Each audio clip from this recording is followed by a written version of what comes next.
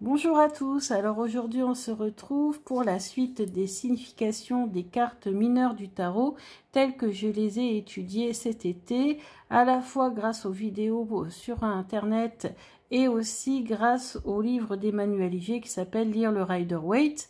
Donc pourquoi le Rider-Waite? Parce que comme je vous l'avais expliqué dans une précédente vidéo, les mineurs sont illustrés et pour moi ça a été beaucoup plus facile d'arriver à retenir ou à comprendre en fait la signification de chaque carte. Donc je vous mettrai en barre d'infos la référence de la vidéo précédente où je vous explique les bases des mineurs et puis les 5 premières cartes des coupes. Hein. Et là on va passer de la coupe de la carte du 6 de coupe jusqu'au 10 de coupe. Donc j'ai avec moi les petites notes que j'ai prises durant cet été pour essayer de retenir ces significations.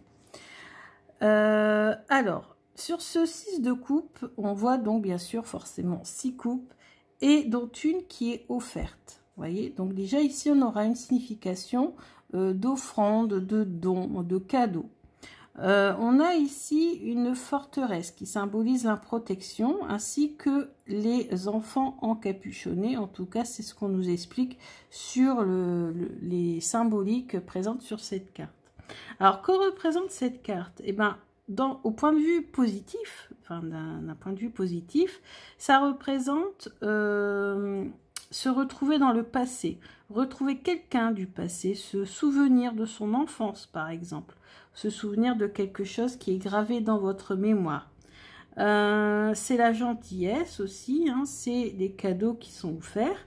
Ça peut être aussi, plutôt d'un point de vue négatif, la carte de la nostalgie. Et c'est souvent comme ça que j'arrive à retenir cette carte.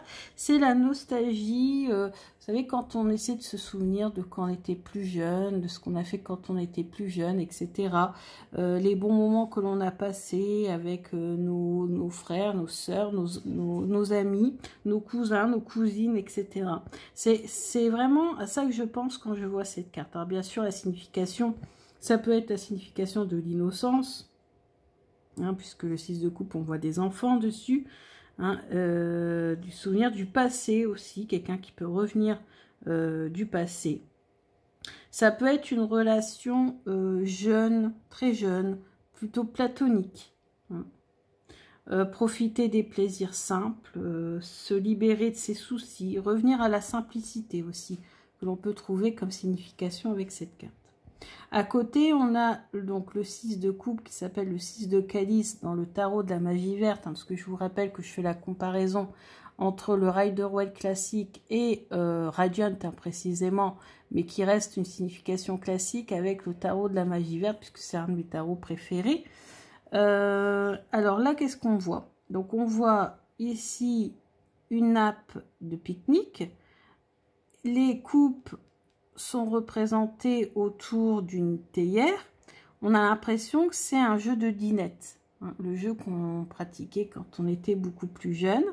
Et on a deux enfants qui partent main dans la main, et on a l'impression qu'ils retournent au village. Alors, on va voir maintenant la signification dans le livret qui accompagne le tarot de la magie verte.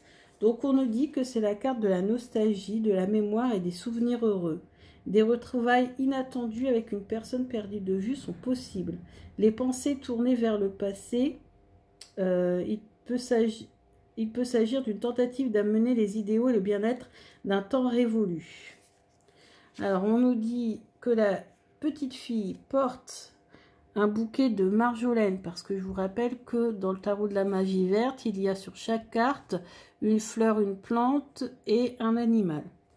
Là, en l'occurrence, le petit garçon tient un canari en cage. Alors, le bouquet de marjolaine, on nous dit, ça symbolise les bons souvenirs, le bien-être, la famille et la connexion.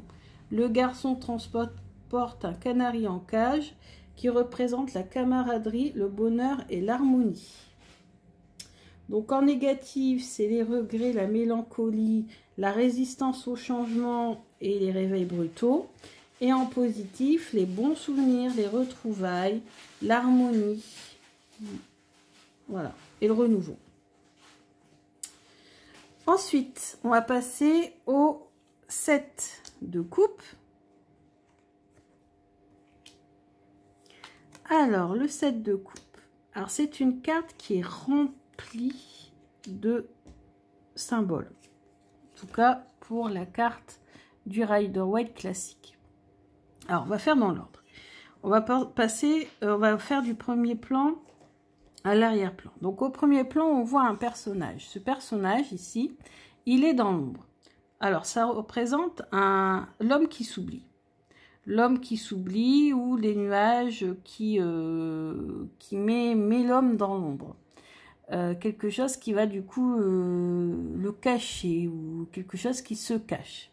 Et cet homme que l'on ne voit pas est en train de regarder, et là on voit très bien, donc 7 coupes, puisque c'est le 7 de coupe, et à l'intérieur de ces coupes, on a des symboles. Alors, je vous fais dans l'ordre. Ici, on a une tête, là, qui symboliserait, d'après ce qui est expliqué, en tout cas dans les documents que j'ai pu regarder, qui symboliserait la beauté. Ensuite, on a ici une femme voilée. Cette femme voilée représenterait Isis, la déesse voilée. Ensuite, ici, on a le serpent. Le serpent, c'est la prise de conscience et la renaissance.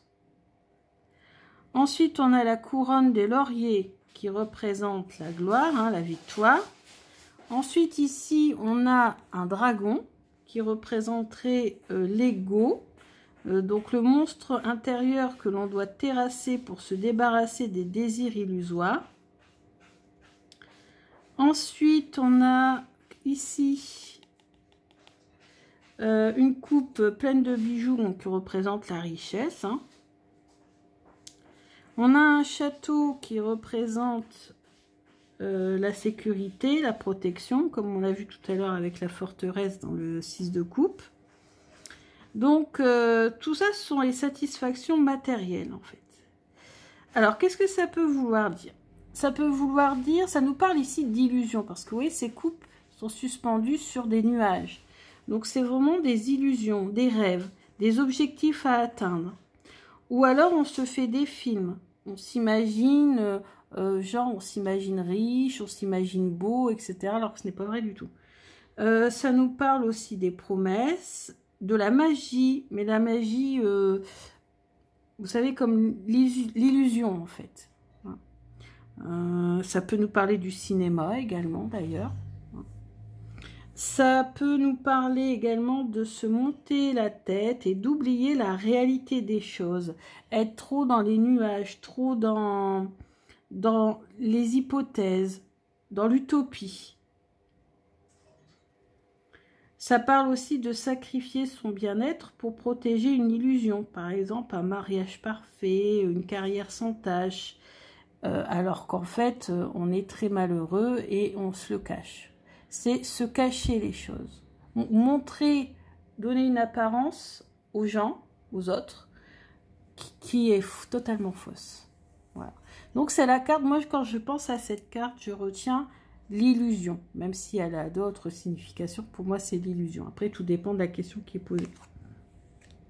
Ensuite, on a le 7 de coupe.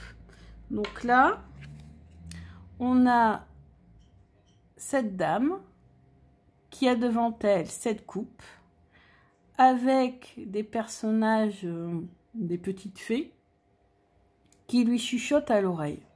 Et on a ici le papillon, symbole de transformation.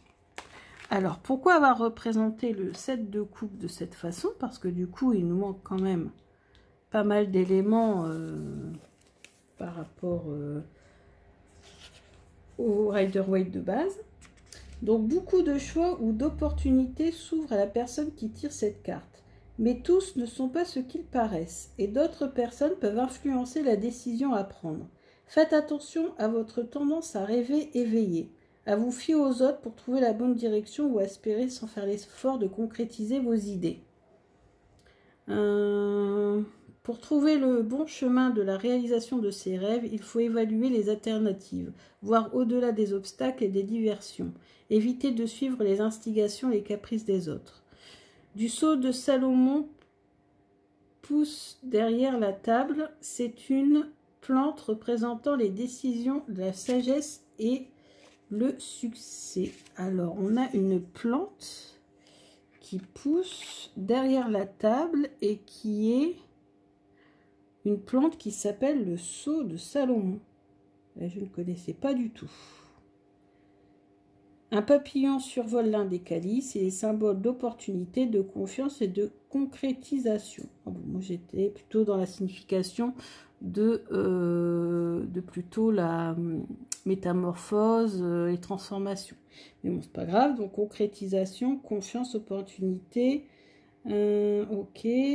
Opportunité, choix, nombreux choix. Donc, réfléchir aux choix à prendre. En carte inversée, illusion, aveuglement, confusion, hésitation. Voilà, ça dépend dans quel sens vous prenez. Alors, il est où ce sceau de Salomon de derrière la table? Ben, je pense que c'est cette plante ici. Bon, peut-être que vous connaissez cette plante, hein, sceau de Salomon. Moi, je ne connaissais pas personnellement. Donc, voilà pour la signification du 7 de coupe. Alors, ensuite, on va passer au 8 de coupe.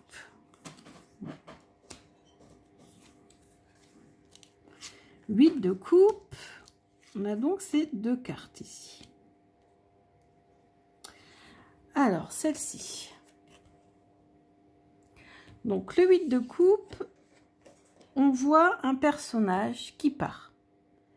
Et qui s'éloigne vers les montagnes, qui représentent les obstacles et défis, hein, comme dans le Lenormand. Donc, ça représente le désir, l'envie d'aller ailleurs.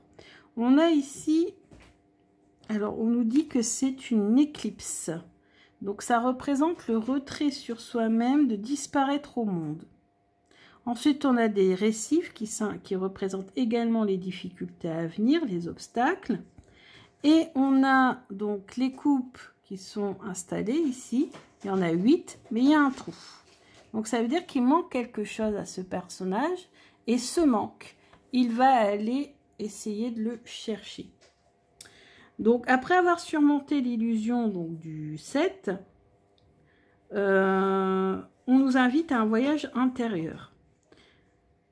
On nous demande ici de partir à la découverte de soi. On parle de développement personnel, d'aller chercher quelque chose que l'on a perdu ou que l'on n'a pas trouvé. Le passé remonte à la surface aussi. On parle également de ça, de cette idée de passé qui remonte à la surface. Donc de repli sur soi, d'avoir le courage d'affronter et pourquoi pas, plus concrètement, de partir en vacances pour se ressourcer. Voilà. On quitte les choses pour aller vers autre chose. Ici, bah, c'est pas la même chose puisque le personnage, lui, il est en première position, il est au premier plan, alors que les coupes sont à l'arrière-plan. Alors, on va voir pourquoi on va représenter le 8 de coupe de cette façon. Alors, donc le 8 de coupe. Cette carte indique un éloignement de l'environnement familier pour rejoindre un autre lieu. Il peut s'agir d'un voyage pour le développement personnel ou professionnel. Donc on nous parle ici de déplacement, hein, retenir bien, d'évolution, d'élévation spirituelle, professionnelle, intellectuelle. C'est un tournant de la vie, une transformation. Alors, une treille pousse sur la plage, représentant la croissance, l'inspiration et le pouvoir mental. Ici. Ensuite, le cormoran est symbole de transformation, de talent et d'indépendance. Il se tient sur une souche et agite les ailes pour les sécher. Donc, signification, c'est un tournant de la vie, partir dans une nouvelle voie, avancer, s'élever spirituellement, etc. En carte inversée, c'est un abandon irréfléchi, donc on quitte les choses, mais on plaque tout en fait. Un changement forcé et une insatisfaction. Donc voilà ce que j'ai retenu de cette carte. Ensuite, on va passer au 9 de coupe. Alors le 9 de coupe, on voit un homme, attendez, le 9 de coupe, on voit un homme au centre qui est bien assis, les bras croisés. Donc on voit qu'il est content de lui, qu'il est satisfait de lui. Et derrière, on a toutes les coupes, donc les 9 coupes, qui sont étalées, un peu comme si on montrait, on montrait son talent, on montrait ce qu'on avait acquis. Hein. Donc là, on aime bien montrer sa richesse, on aime bien montrer ce que l'on a. Alors, le problème, c'est qu'on a une nappe qui tombe jusqu'en bas de la table. Et c'est vrai que là, par contre, on voit ici que tout est bien étalé, tout est bien montré. Mais qu'est-ce qui peut se cacher derrière cette nappe? Voilà, c'est la question. Et en plus, ce personnage est bien devant, hein, donc il est impossible pour nous d'aller voir ce qui peut se cacher derrière. Donc, il nous montre ce qu'il a envie de nous montrer. Il nous montre sa réussite, il nous montre ce qu'il a, ses biens, etc. Voilà. Et en plus, il a les bras croisés, et on sait ça quand j'ai un peu étudié hein, le comportement. On sait qu'en comportement, ces bras croisés, ça symbolise la protection, on se protège des autres, on s'isole des autres, on se protège au cas où des attaques que les autres pourraient nous faire. Donc voilà, on montre et en même temps on garde en soi. Alors, comment c'est représenté dans... Ah oui, alors, donc là on parle encore de choses cachées, puisqu'on voit une boule de cristal et une voyante qui essaie de voir ce qui est caché dans la boule de cristal. Mais en effet, on voit que finalement, les 9 coupes sont également très bien mises ici sur la cheminée. Donc, sont vraiment en apparence. On les voit très bien. Elles sont très bien visibles. Par contre, on a cette voyante qui essaie de regarder les choses qui sont cachées. Alors, cette carte, c'est une très belle carte hein, quand même. Donc, cette carte, ça représente donc les vœux exaucés. On dit souvent que le 9 de coupe, quand on l'a dans un tirage, il faut faire un vœu. Alors, je ne sais plus où j'ai lu ça ou entendu ça ou écouté ça sur une vidéo, je ne sais plus, j'aurais pu vous dire toutes les sources. Mais en tout cas, c'est ce que j'avais entendu. Quand le 9 de coupe sort, vous pouvez exaucer, vous pouvez formuler un vœu. Hein, il a des grandes chances d'être exaucé. Donc ça nous parle de l'avenir heureux, de la satisfaction, du succès, de la joie, de la prospérité, de la victoire, de la réussite matérielle et émotionnelle. En carte inversée, donc dans le côté négatif de la carte, vous avez les choix médiocres, le désir égoïste, l'irresponsabilité, la complaisance envers soi et l'autosatisfaction. Voilà. Alors, qu'est-ce qu'on a? On a des feuilles de laurier. Alors, le laurier, il est très utilisé pour la purification. J'ai vu ça il n'y a pas très longtemps. Donc, des feuilles de laurier sont gravées sur le manteau de la cheminée. Ouais. Et elle représente les souhaits, la promotion et la divination. Ouais, ça j'avais lu, hein, l'huile essentielle de laurier ou faire brûler du laurier avant de faire une séance de divination.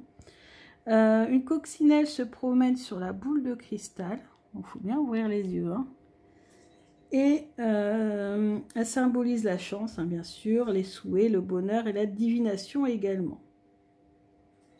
Donc, c'est une carte très positive, hein, quand même si on sent qu'il y a peut-être des choses qui sont cachées.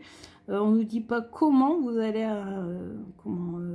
réussir à avoir cette richesse ou cet accomplissement, soit financier, soit sentimental ou autre.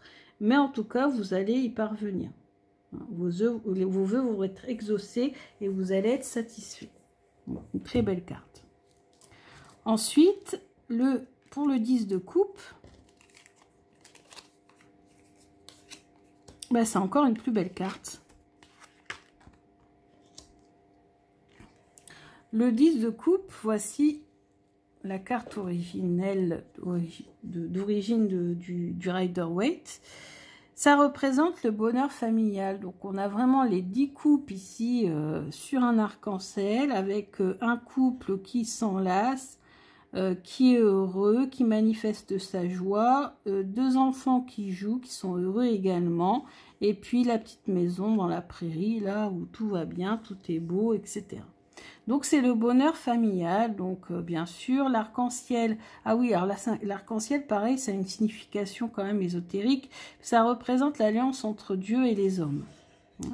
Ensuite, on a la rivière qui représente la fertilité, et puis on a la maison qui représente le cocon familial.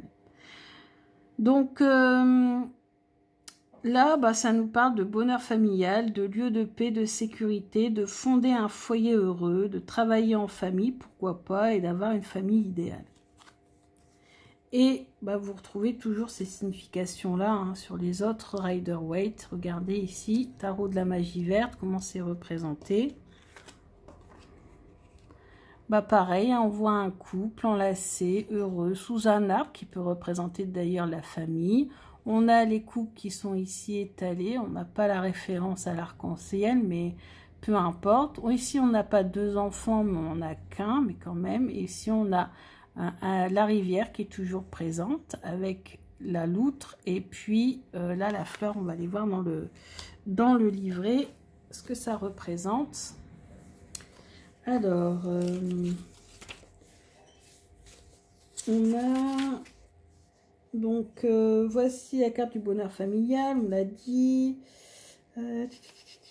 Des massifs d'astères poussent en abondance. Ils représentent l'amour inconditionnel. Vous voyez, je ne connaissais pas l'astère.